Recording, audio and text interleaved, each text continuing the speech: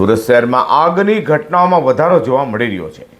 સુરતના દિલ્હી ગેટ વિસ્તારમાં આગની ઘટના બની હતી।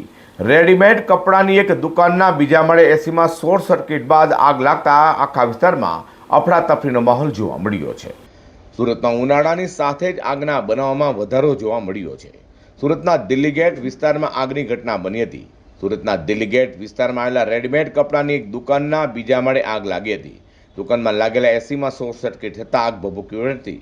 તો બનાવ લઈને આગની જાણ ફાયર બ્રિગેડને કરવામાં આવતા ફાયરની ટીમો તાત્કાલિક સ્થળે પહોંચી હતી અને પાણીનો સતત મારો ચલાવી આગ પર કાબુ મેળવવામાં આવ્યો હતો।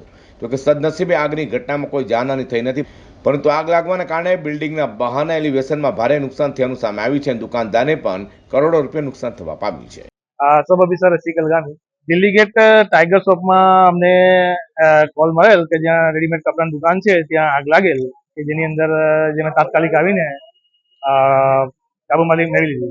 आग આપણે સેકન્ડ ફ્લોર પર લાગી હતી અને નુકસાનીમાં તો રેડીમેડ કપડા છે અને વાયરિંગ છે બધી। નવસારી બજાર ગાંધી શેરી અને કતારગામની ગાડી આવી હતી। ઉનાળાના સમયે શોર્ટ સર્કિટ અને હીટના કારણે આગની ઘટના ખૂબ જ વધી રહી હોય, જેને લોકોએ હવે સચેત રહેવું ખાસ જરૂરી બન્યું છે।